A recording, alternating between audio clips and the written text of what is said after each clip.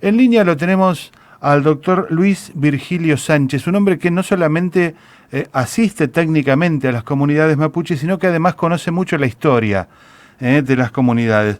Hola Luis, buenas noches, ¿cómo estás? Hola, ¿qué tal? ¿Cómo les va? Bien, muy bien. Bueno, gracias por atendernos. Sabemos que estás en medio de una vorágine judicial, ¿no? Por los episodios ocurridos allí en Villa Mascardi, y por eso te agradecemos que te hayas tomado un momentito y charlar sobre este caso que no deja de tener vigencia, ¿no? Porque esto que ha sucedido años atrás en el Cerro Belvedere en Villa Langostura tiene todavía vigencia. Sí, totalmente. De hecho, hay un juicio que está pendiente que inició Ginóbili, un juicio de reivindicación Ujú. contra la comunidad Pachila-Entreao, que está abierto a prueba en este momento, donde, bueno, él presenta su teoría del caso bajo la premisa de un historiador que se llama Casamiquela, que él es de la teoría negacionista, ¿no? De los pueblos originarios. O sea, este historiador señala que los mapuches vendrían de Chile, Ujú.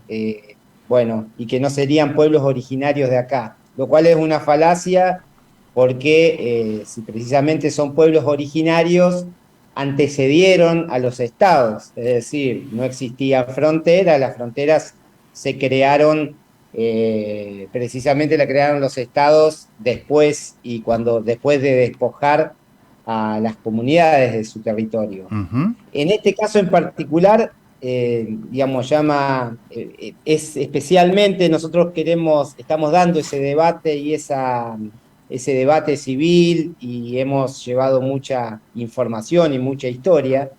¿Por qué? Porque Villa Langostura está asentada sobre un territorio, no solo sobre un territorio originario, porque era antecesor al Estado argentino, sino también porque además Julio Argentino Roca, en 1902, a las dos familias mapuches que existían en el lugar, estoy hablando de la familia Paichil y de la familia Antreao, les entregó en pago por sus servicios de vaquiano para mojonar los límites de la cordillera entre Chile y Argentina, el lote 9. El lote 9 es donde está sentado bueno, la totalidad de Villa Langostura, pero no solo se los entregó, sino que además lo inscribieron en el registro de la propiedad inmueble. Y es decir, si vos hoy o cualquiera de los que está escuchando hoy tiene que ir a comprar un terreno a Villa Langostura, cuando vea el acta el testimonio que se hace en la escritura, donde está la historia de ese terreno que está comprando, va a ver que cualquier propiedad que se compra va a empezar con el primer adquiriente es herederos de Paichil y de Antreao. Ajá. O sea, ellos llegaron a ser titulares de dominio, titulares de dominio con las normas propias digamos, del Estado Nacional, ¿no? Posteriormente, uno piensa cómo fue que los despojaron, ellos fueron titulares de dominio, cómo fue que perdieron, digamos, todas las tierras. Hubieron dos procedimientos. Uno, una ley en la época de la dictadura militar, firmada por un decreto ley firmado por Videla y Arguindegui, que autorizaba a los municipios a prescribir las tierras de los particulares con un simple dictado de un decreto, ¿no? De un decreto de un gobernador. Así, el municipio de Villa Langostura despojó de una cantidad importante de tierras a la comunidad Pachina-Entreao.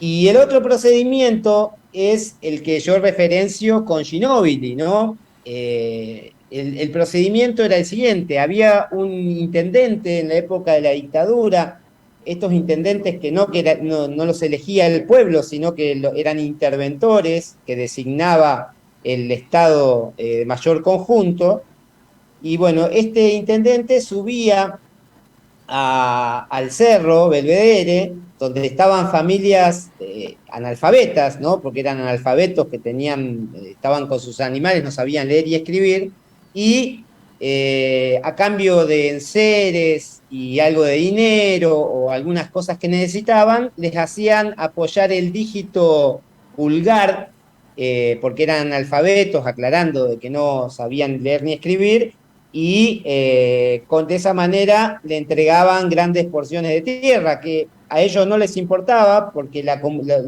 los mapuches no tienen una concepción de la tierra como la tenemos en el Código Civil tradicional, Ujú. es decir, de transacción, sino que para el mapuche, la cosmovisión mapuche, ellos no poseen la tierra, sino que son parte del territorio, es decir, la tierra los contiene a ellos, así que no les interesa, ellos no les interesa las transacciones individuales. La Ujú. tierra es colectiva y es comunitaria. Así que bueno, de ese modo se despojaron grandes cantidades de territorio, y Ginóbili le compró a los herederos de Salamida, es decir, a los herederos de este intendente que les hacía firmar con el dígito pulgar para que les entreguen tierras, les compró un terreno de casi 12 hectáreas en el Cerro Belvedere, 12 hectáreas y pico en el Cerro Belvedere, a un precio de $145.000. Ujú. Esto, ¿qué quiere decir esto? O sea, $145.000 o sea, deben valer algún auto de alta gama que pueda llegar a tener Ginóbili, ¿no? No Sí, es, sí. es un precio vil para 12 hectáreas de tierra en ese lugar paradisíaco, ¿no? Esto fue en el año 2004, ¿verdad? Exacto. Ujú. Y bueno, cuando el dólar estaba casi en el 1 a 1, creo que estaba 2 y pico, ¿no? En Sí, ese, sí. en ese entonces. Así que había como una referencia más ajustada no era el dólar de hoy, ¿no? Así que, bueno, nosotros en su momento con Ginóbili el conflicto venía de larga data, pero la comunidad Pachila-Antriao había llegado a un acuerdo con Ginóbili. A ellos no les importaba, digamos, el tema él podría estar en el territorio, porque tienen una concepción distinta, no cerca la comunidad del territorio, pero el pacto que tenían con Ginóbili era, mirá, nosotros este territorio es nuestro, pero lo vamos a discutir civilmente en un juicio. Y bueno, y nos vamos a tener a lo que diga la justicia en relación a esto. Lo que sí, para que haya un pacto de no agresión, o no agresión, pero por lo menos de que permanezca en el territorio, el Ginóbili se comprometió a no tocar el bosque. Esta era el acuerdo que habían hecho. Ajá. Además, bueno, estamos hablando de que el Cerro Belvedere es zona roja, es decir, es un lugar donde no se puede sacar árboles ni hacer talas porque está protegido por la ley de bosques. Así que Ginóbili no tenía que hacer mucho esfuerzo para cumplir con ese acuerdo que habían hecho, porque la ley le prohibía hacer cualquier tipo digamos, de tala de bosque en el lugar. Cuando la comunidad Pachila-Anteteao encuentra máquinas viales abriendo un camino y tirando bosque nativo, bueno, en ese momento el conflicto comenzó a escalar. Es decir, bueno, se denunciaron en distintos lugares la situación, se denunció al municipio, el municipio hizo la vista gorda, es decir, miró para otro lado. Así que bueno, nosotros hicimos las denuncias correspondientes, y la comunidad, al ver lo que hizo, fue hacer un resguardo territorial y detuvo a las máquinas topadoras que estaban tirando el bosque. Ujú. Finalmente tuvieron una denuncia por parte de Ginóbili en una causa penal, que se llegó a elevar a juicio, pero el juicio se suspendió. Es decir, El juicio, quiero aclarar que el juicio se suspendió por pedido del abogado de Ginóbili. Ginóbili no quería verse expuesto, evidentemente, en un juicio oral y público que se iba a hacer en el centro de convenciones y que estaba preparado para más de 200 personas. Entonces, bueno, como ellos eran los damnificados, le propusieron al fiscal suspender el juicio y bueno, el juicio está suspendido hasta el momento, Ujú. hasta que alguien pida la reanudación. Pero a partir de que la comunidad Paisila Antriao comienza a denunciar que efectivamente la gente de Ginóbili estaba desmontando y estaba abriendo caminos, los denunciados por usurpación son los miembros de la comunidad. Totalmente. Los denunciados Sí, sí. son los miembros de la comunidad. De hecho, hay una Mm, causa abierta a juicio por usurpación. claro. Pero lo más interesante de todo es que nosotros, la comunidad Pachila Antriao denunció el estrago ambiental y inmediatamente en ese momento, no sé si sigue estando López Ragui, que estaba como Sí. ministro en ese momento de Ambiente, bueno, territorial, tuvo que dejar sin efecto la autorización de ese emprendimiento que se estaba llevando adelante, porque había una ley de bosque que prohibía hacer talas en ese lugar. Ujú. Paralelamente, esta visibilización que hizo la comunidad Pachila Antriao hizo que nos enteráramos de que había un proyecto de ley en la legislatura neuquina que proponía cambiar los colores del bosque y en ese lugar lo iban a cambiar de rojo a verde. Es decir, bueno, para autorizar ese proyecto. Ujú. Evidentemente, López Ragui y quienes estaban en su momento haciendo la vista gorda con esta situación, ya sabían del proyecto de ley, que por suerte se vio frustrado gracias a, bueno, un gran lío que hizo la comunidad, hizo una visibilización de esta situación. Creo que la figura de Ginóbili seguramente habrá ayudado a que se visibilice esto que estaba sucediendo en Villa Langostura y el proyecto obviamente no fue aprobado por la Ujú. legislatura, así que el bosque por ahora está protegido y bueno, esto yo creo que la comunidad Pachila Antriao en realidad hizo el trabajo que debió hacer el municipio, que debió hacer el Estado provincial e incluso el propio fiscal que debió controlar que no se cometieran estos delitos ambientales que Ujú. se estaban llevando adelante en el lugar.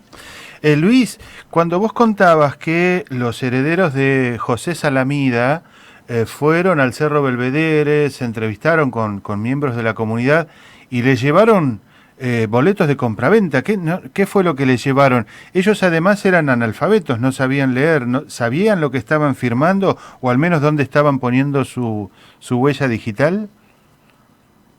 No, no lo a ver, esto pasó hace mucho tiempo Sí. y yo lo pude reconstruir en un expediente. Lo que Ujú. sí vemos es que José María Paichil, que es abajo, al pie, está escrito, se aclara que es analfabeto, por lo cual se firma ruego y se ve su dígito pulgar apoyado en el lugar y además se hizo el cálculo de esas monedas en ese momento y era una venta a precio vil, ¿no? O sea, Irrisorio, se claro. pedía un precio Mm. simbólico por esas tierras.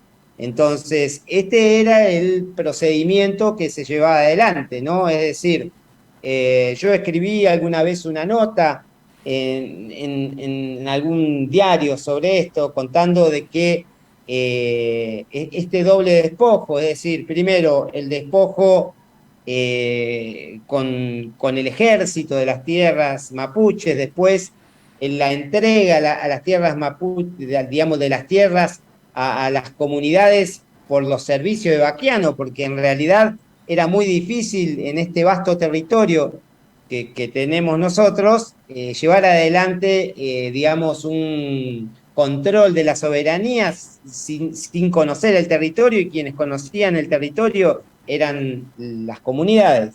Así que después de pagarles, aprovechando esa condición de analfabeto, que aparte está prohibida por las leyes, se llama lesión subjetiva. ¿Esto qué quiere decir? Cuando una persona, aprovechando la ligereza, inexperiencia de una persona, trata de obtener una ventaja patrimonial desproporcionada, esto se llama lesión subjetiva y nulifica los contratos.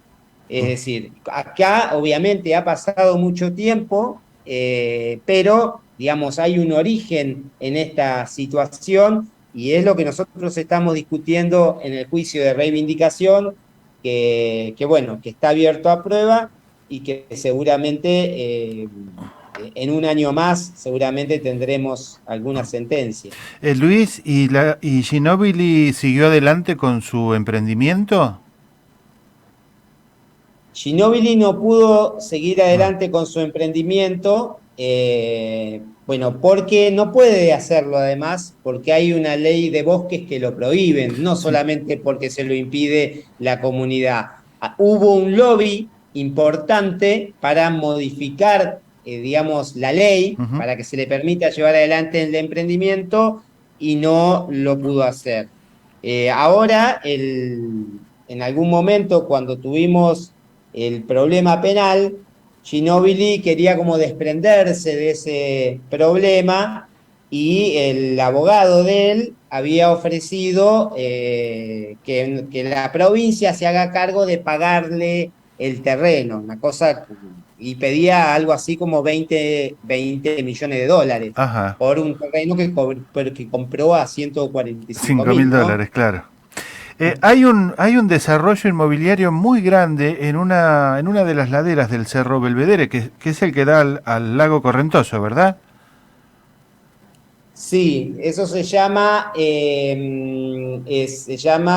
bueno, Terrazas del Correntoso es el fideicomiso de Ginóbili, y el otro es Fideicomiso Lago Correntoso. Bueno, Son fideicomisos. ese está. Yo estuve hace muy poquito en Villa Langostura y hay verdaderamente unas construcciones imponentes ahí, ¿no? Hay todo un complejo de cabañas, un complejo hotelero.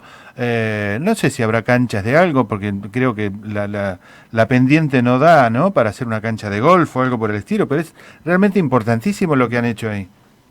Muy grande. Sí, en el Cerro Belvedere puntualmente, el que vos decís del fideicomiso Lago Correntoso, que fue el que fue frustrado además por la comunidad, el proyecto de hacer un barrio cerrado con escalones, es Ujú. decir, hacer escalón, romper todo el cerro, escalonarlo y hacer un barrio cerrado con vistas al lago Correntoso. Ese era el proyecto original, y creo que había Rossi, creo que tenía un pariente que era en ese momento presidente de la Nación, Macri, tenía acciones en ese proyecto. Ujú.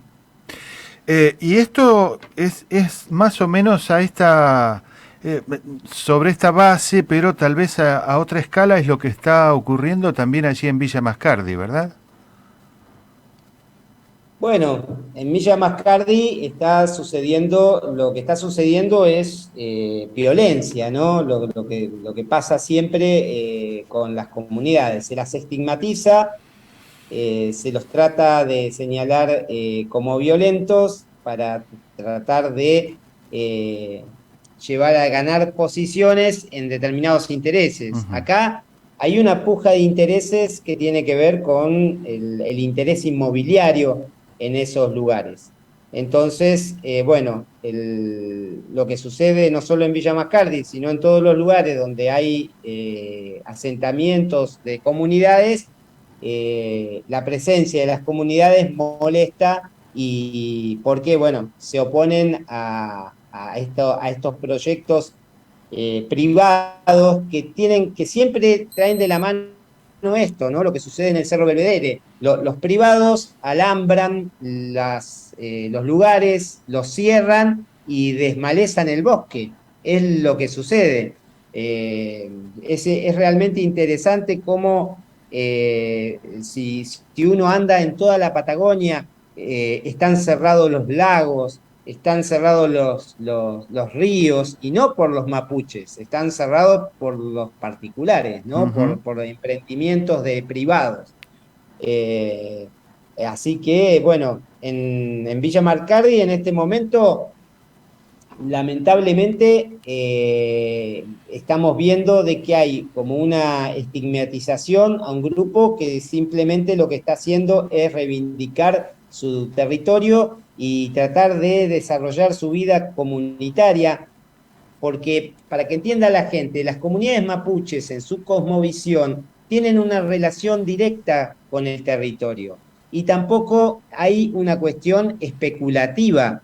Es decir, ¿por qué? Porque las tierras comunitarias no se pueden vender, no se pueden alquilar, no se pueden llevar adelante transacciones. El artículo 75, inciso 17 de la Constitución lo reconoce en esos términos. Entonces, no hay un riesgo como que se plantea de especulación, es decir, acá vienen los mapuches y se eligen los lugares, digamos, de valor, porque no se transaccionan este tipo de, sino se vive porque hay una historia ahí atrás, hay una historia que es mucho anterior. Así que bueno, nosotros en este momento estamos defendiendo a las mujeres que han sido desalojadas de su territorio, y bueno, arbitrariamente, ¿no? Por la jueza Domínguez, y estamos ahora en una etapa de apelación de esta situación, que yo creo que la vamos a revertir en breve, por lo menos ante la Cámara de Roca. ¿Y cuál fue el argumento para detener a las 6 mujeres? No hay argumento alguno, porque imagínate que lo que se están investigando son delitos menores, es decir, se está investigando una usurpación.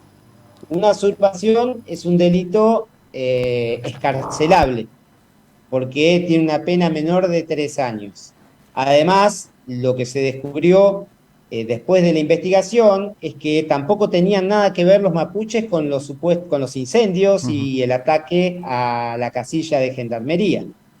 Entonces, lo que nosotros estamos advirtiendo es que, como nosotros habíamos llevado la situación a un terreno donde se iban a discutir los derechos realmente.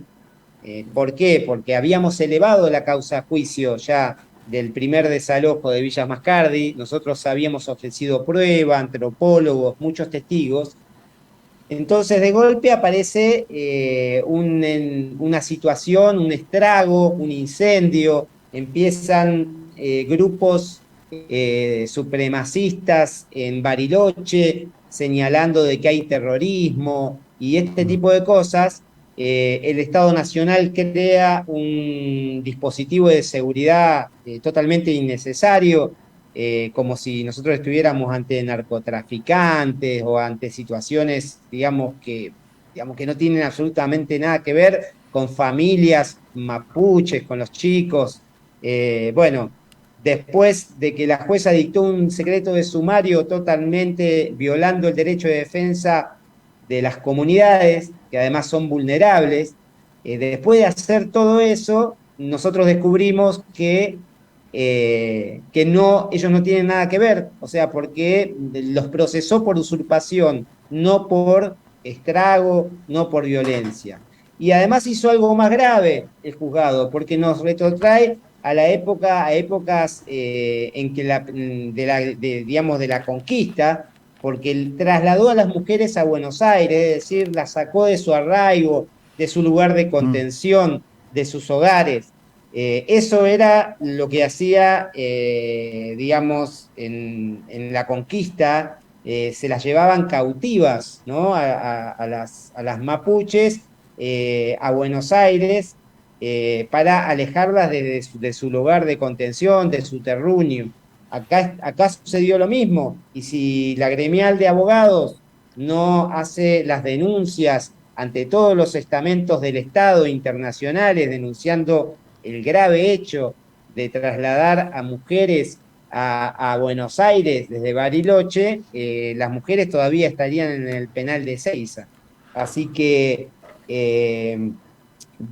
nosotros vemos con mucha gravedad lo que está sucediendo. Estamos totalmente convencidos de que esta realidad se va a cambiar, es decir, no va a resistir una apelación en la Cámara de Apelaciones, todo el elenco de arbitrariedades que se llevaron adelante, pero todo esto tiene un objetivo. ¿Cuál es el objetivo?